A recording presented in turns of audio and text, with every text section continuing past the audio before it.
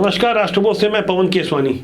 देश के दुश्मन नक्सलियों के सफाए के अंत की घड़ी आ चुकी है। टॉप नक्सली कमांडर हिडमा के साथ 6 नक्सली मारे गए। एर्राबोर के जंगलों से भी 6 नक्सली मारे गए।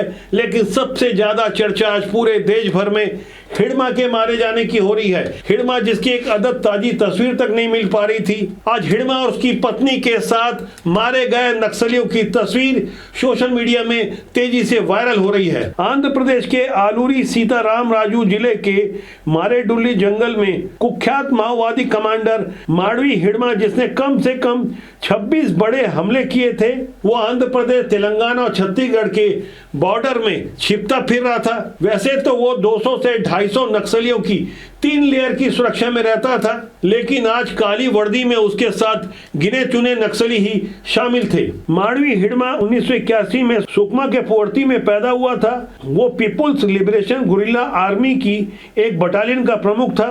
वो सीपीआई माओवादी की सेंट्रल कमेटी का सबसे युवा सदस्य बन चुका था और बस्तर क्षेत्र में शामिल होने वाला वही एकमात्र आदिवासी सदस्य था। कई बड़े नक्सली हमलों का सबसे बड़ा चेहरा बना हुआ हिडमा, जिसके ऊपर करीब 1 करोड़ का इनाम था, उसकी पत्नी राजे उर्फ राजक्का भी मारी गई। उस पर भी करीब 50 लाख रुपए का इनाम था। 2007 में सुरक्षा बलों के बेस कैंप रानी बोदली में जब नक्सलियों का हमला हुआ था, उसमें भी हिडमा शामिल था, जिसमें 55 सुरक्षा बलों के जवान वीर गति को प्राप्त हुए थे। 2010 में दंतेवाड़ा में जो 76 सीआरपीएफ के जवान मारे गए थे, उस हमले के प्रमुख रणनीतिकारों में हिडमा शामिल था। 25 मई 2013 के झीरम घाटी हमले को भी हिडमा ने ही लीड किया था। इसी तरह 2021 में सुकमा के बीजापुर में भी एम्बुश लगाकर जो हमला किया गया था नक्सलियों द्वारा, जिसमें 22 सुरक्षाकर्मी शहीद हुए थे, उस हमले में भी हिडमा प्रमुख रूप से शामिल था। हिडमा की मौत के बारे में आंध्रा के डीजीपी हरीश कुमार गुप्ता ने स्थानीय भाषा में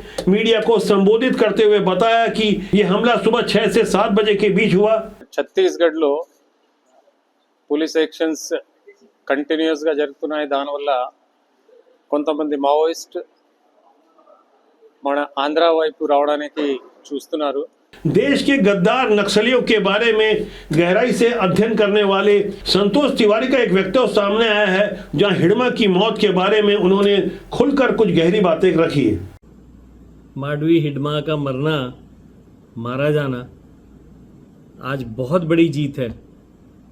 ये वो आदमी है जिसने 26 अलग अलग घटनाओं में हमारी सुरक्षा बलों को बहुत ज्यादा सर्वाधिक नुकसान पहुंचाने वाला व्यक्ति था। ये नक्सलवाद की आज कमर टूट गई पूरी तरह। बटालियन नंबर 1 का ये दुर्दांत आदमी जो 2013 में कांग्रेस के नेताओं की हत्या से लेकर और 76 जवानों की हत्या से लेकर कर्रेगुटा, पुवर्ती, बाकी कई सारी घटनाओं में इतने सारे हमारे सिपाहियों को मारने वाला ये जो लोमड़ी और भेड़िए की तरह शातिर व्यक्ति था, आज मारा गया। आप सभी को बहुत बहुत बधाई। हिडमा 1986 में नक्सल संगठन में शामिल हुआ था। गुरिल्ला वारफेयर और जंगल लड़ाई में वो एक्सपर्ट था। ऑटोमेटिक राइफल के अलावा आईडी तकनीक में भी वो एक्सपर्ट था। रात और पहाड़ी इलाकों में छिपकर हमले करने की रणनीति का वो मास्टरमाइंड था। हिट एंड रन की उसकी स्टाइल बेहद घातक साबित हुई। बीते 21 मई को ही हमारे सुरक्षा बल के जांबाज जवानों ने बसवा राजू को मारा था। बसवा राजू की मौत के बाद हिडमा को जिस तरह से मुठभेड़ में मारा गया है, अब यकीन मान के चलिए 31 मार्च 2026 से पहले नक्सलियों के सफाई का लक्ष्य हासिल होकर रहेगा। छत्तीसगढ़ में सत्ता परिवर्तन के बाद ही नक्सलियों का सफाया क्यों हो रहा है? क्या इससे पहले ऐसा सफाया नहीं हो सकता था? गौर करने वाली बात यह है कि छत्तीसगढ़ में जैसे ही विष्णुदेव साय की नई सरकार बनी, अकेले 2024 में ही 280 नक्सली मारे गए, 1080 ने आत्मसमर्पण किया और 881 गिरफ्तार किए गए, जबकि 2025 में यह आंकड़ा कहीं और ज्यादा बड़ा होते जा रहा है। हर दूसरे तीसरे दिन लगातार नक्सली मारे जा रहे हैं। बीते 16 नवंबर को ही भेजी चिंता गुफा में ही मुठभेड़ में 3 नक्सली मारे गए थे, बल्कि इससे पहले 11 नवंबर को भी 6 नक्सली बीजापुर जिले के नेशनल पार्क एरिया में मुठभेड़ में मारे गए थे, जिसमें मध्येड़ एरिया कमेटी का इंचार्ज बुचन्ना और दूसरे शीर्ष नक्सल लीडर पापाराव की पत्नी उर्मिला भी मारी गई थी। लेकिन इस हमले से पापाराव किसी तरह अपनी जान बचाकर वहां से भागा है। देर सवेरे वो भी मारा जाएगा। देश के खिलाफ युद्ध लड़ रहे गद्दार माओवादी नक्सलियों के सबसे बड़े हमले में से 2010 का जो दंतेवाड़ा में हमला हुआ था, जिसमें सीआरपीएफ के 76 जवान मारे गए थे, उस हमले में हिडमा के साथ बसवा राजू भी प्रमुख रणनीति में शामिल था। नक्सलियों के सफाये के लिए दशकों से केंद्र स्तर से योजना बनती थी, लेकिन जमीनी हकीकत यह थी योजनाएं धरातल पर नहीं लाई जाती थी। रह रहकर आरोप लगते रहे कि नक्सलियों से यानी देश के गद्दारों से सांठगांठ होती रही। इसमें कुछ बड़े सफेदपोश नेता और कारोबारी भी शामिल थे।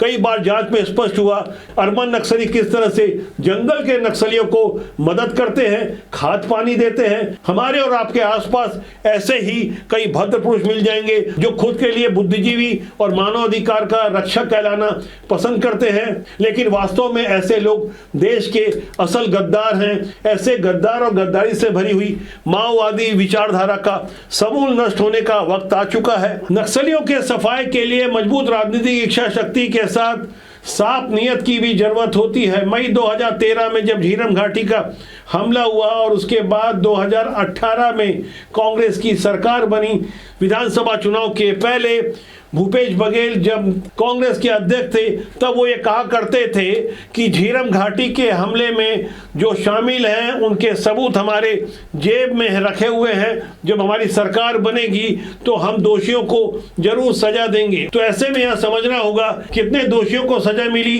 ये एक शोध का विषय है। हिडमा जब आज मारा गया है तो आज वक्त जरूरत इस बात की है भूपेश बघेल और कांग्रेस राजनीतिक भेदभाव भूलकर छत्तीसगढ़ की भाजपा सरकार को बधाई दें, शुभकामना दें। लेकिन ये हमारे देश की विडंबना ही है कि यहाँ राजनीतिक स्वार्थ देश हित से पहले आता है। ऐसी विचारधारा के कारण देश के दुश्मन नक्सली फलते फूलते रहे हैं। बेकसूर आम नागरिक और सुरक्षा बलों को जिस तरह से कायरों की तरह हमला कर दर्दनाक मौत दी जाती रही, आज वो एक एक कर मर रहे हैं या तो आत्मसमर्पण के लिए तैयार हैं। इसमें कोई दो मत नहीं।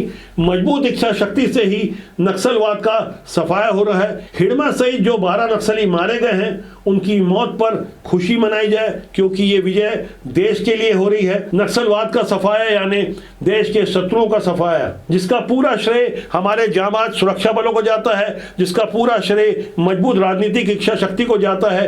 देश के गृह मंत्री अमित शाह से लेकर छत्तीसगढ़ के गृह मंत्री विजय शर्मा के भी इस पर बयान आए हैं। सूचना के आधार पर उसमें जो नाम सामने आए हैं उसमें एक सीसी मेंबर जो पिछली बार बना था हिडमा, इसका भी नाम है। तो ये जो उसमें उसकी पत्नी और 4 उसके और साथी, ऐसे सारे लोगों का नाम है। गृह मंत्री अमित शाह ने हिडमा की मौत की डेडलाइन तय की थी 30 नवंबर। उसके 12 दिन पहले ही हिडमा अपनी पत्नी के साथ मौत के घाट उतार दिया गया। आज के इस अंक के बारे में आपकी क्या राय है, कमेंट कीजिएगा, क्योंकि राष्ट्रबोध आपका अपना जनमंच है जिसका सूत्र वाक्य है राष्ट्र हित सर्वोपरि। नमस्कार।